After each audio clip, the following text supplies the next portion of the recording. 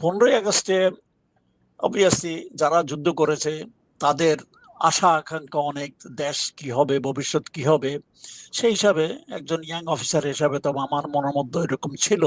কিন্তু যুদ্ধের পরবর্তী পর্যায়ে অবস্থা পরিস্থিতি দেখে আমরা অনেক হতাশ হয়ে গেছি যে পলিটিক্যাল গভর্নমেন্ট যেভাবে চালাচ্ছে, যেভাবে চলতেছে, মনে হয় দেশের মধ্যে একটা লুটতরাজ অন্যরকম পরিস্থিতি হয়ে গেছে। তারপরে পরিস্থিতি বাংলাদেশে 72, 73, 74, 75-এ কি হয়েছে এটা বলার অপেক্ষা রাখে না।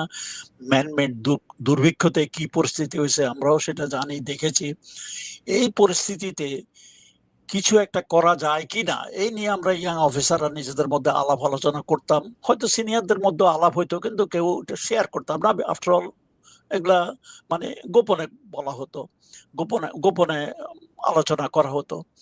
তো 75-এর যে ঘটনাটা ঘটে, এটা আগে থেকে কল্পনা ছিল। তারপরে বাকশাল হওয়ার পরে মুজিব যখন বাকশাল করে তখন এটা আরো একটু ভালোভাবে চিন্তা ভাবনা শুরু করা হলো।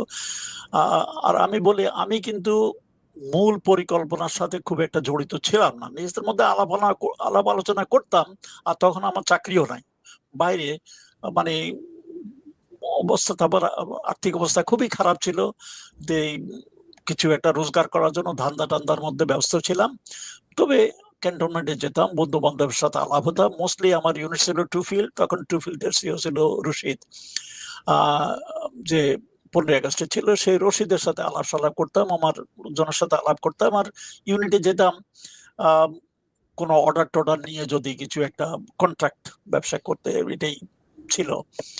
খুব একটা মানে সন্তোষজনক ছিল না। পয়সা করি নাই, ব্যবসা করতে তো পয়সা লাগে। অনেক বন্ধু বান্ধবের কাছে গেছে যারা ব্যবসায় প্রতিষ্ঠিত ছিল, তাদের কাছে সাহায্য চাইছি, খুব একটা মানে আশাবাঞ্ছক সাহায্য পাইনি। যাই হোক, এরকম পরিস্থিতিতে আমার মনে হয় একদিন রশিদের সাথে আলাপ করতেছিলাম, দেশের অবস্থা এসব নিয়ে আলাপ সালাপ করতেছিলাম। তো রশিদ আবার একটু কথা টথা কম বলে, চাপা, সে বেশি কথা বলে না।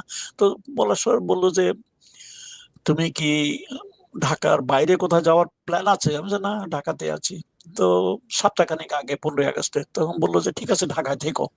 তো আমি তখন বুঝতে পারি নাই, তখন কি আমি ভাবছি আমি অর্ডার টর্ডার নেওয়ার চেষ্টা করতেছি, হয়তো উনি আমাকে বড় একটা অর্ডার দিবেন, এই জন্য বলতেছে ঢাকায় থাকতে।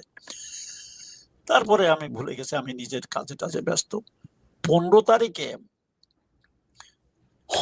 রশিদ হন্য হয়ে আমাকে খুঁজতেছে। সে আমি যেখানে থাকি, আমার শ্বশুর বাড়িতে, সে জায়গা সে চিনে। আসছিল দুপুর একবার, আমাকে পায়নি, কথাটা তো বলে চলে গেছে। মেজর নূরকে লাগাইছে আমার পেছনে আমাকে খুঁজে বাইর করতে। সারাদিন নাকি তারা আমার ফোন করছিল। আমি সন্ধ্যাবেলা যখন ঘরের মধ্যে ঢুকতেছিলাম, এমন সময় আমার এক শালি ফোনে ছিল, সে বলে যে, ধরেন ধরেন, উনি আসতেছে, বলে আমাকে ফোন দিল। দেখলাম যে অপর দিকে মেজর নূর।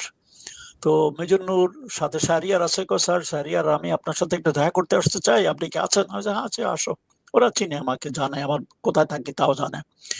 তারপরে শাহরিয়ার এবং নূর, তারা মানে আশেপাশে কোথায় ছিল, 5-10 মিনিট পরে তারা আসলো আমার শ্বশুর বাড়িতে। ওরা চাটা খাইলো, মধ্যেই তারা আমাকে, তখনও কিছু বলে নাই, বলছে, স্যার আমরা একটু এক জায়গায় যাবো, মানে আপনি আমাদের সাথে আসেন।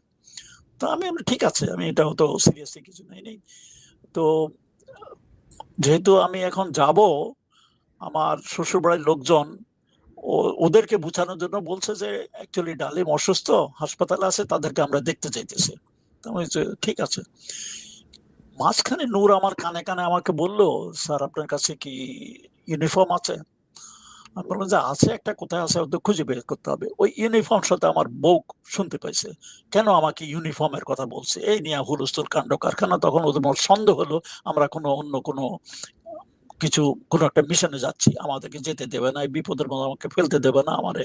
তখন ওরা কাহিনী বানানোর জন্য বলছে, অ্যাকচুয়ালি একটা নাটক হবে, নাটকে একটা ইউনিফর্মের দরকার, আমাদের কাছে কাছে নাই, এই জন্য চাইছিলাম, ঠিক আছে, ইউনিফর্ম বাদ দেন।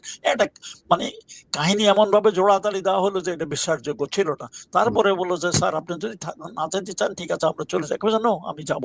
তবুও আমি কতটা, আমার ওয়াইফ আমার ধরে রাখছে, আমাকে যেতে দেবে না, আমার শাশুড়ি, এরা। তবু আমি, যেহেতু আমি কমিট করেছি, কারণ ওদের সাথে বন্ধু, আমি যাব। একমাত্র ব্যক্তি যিনি চুপচাপ ছিলেন, আমার শ্বশুর, বয়স্ক মানুষ, প্রাক্তন ইঞ্জিনিয়ার। উনি পরবর্তী পর্যায়ে শুনে উনি বলেছেন রাশেদকে যেতে দাও। কারণ আমার রাশেদের উপর বিশ্বাস আছে। সে এমন কোনো কাজ করবে না যাতে মানে আ খারাপ কিছু হয়, ভালো যদি কিছু করতে চায় ভালোর জন্যই করতে চাইতেছে। তার পুরাপুরি বিশ্বাস ছিল আমার উপরে। তারপর সেখান থেকে চলে আসলাম। আসার পরে পথের মধ্যে তখন শাহরিয়ার, ওটা শাহরিয়ারের একটা Volkswagen গাড়ি ছিল। শাহরিয়ার গাড়ি চালাচ্ছিল। আমি আর নূর পাশে। শাহরিয়ার কথা বলছে। শাহরিয়ার আবার নিজেকে একটু বেশি বিদ্বান মনে করে। লম্বা চওড়া লেকচার দিতে লাগলো। দেশে এই অবস্থা, সেই অবস্থা, এগুলো আমি অলরেডি জানি। তখন তখনও পুরাপুরি সে বলছে যে কিছু না কিছু একটা করতে চেষ্টা করছে, এরকম একটা ভাবখানা পেলাম আরকি। তখন শাহরিয়ারের বাসায় আসলাম। সেখানে দেখলাম যে মেজর ডালিম আছে। আ মেজর ডালিমের কিছুক্ষণ পরে পাশা আসলো, হুদা আসলো। এদের সবার সাথে পরিচয়। খিদা লাগছে খুব। ওই যে শাহরিয়ারের বাসায়, ওখানে আমরা রাত্রে খেলাম। খাওয়ার পরে মতো রাত্রে ১০ টার দিকে আমরা, তখন আমি মোটামুটি বুঝতে পারলাম যে কিছু একটা হতে যাচ্ছে। তবুও আমি ডিটেইল কিছু জানি না।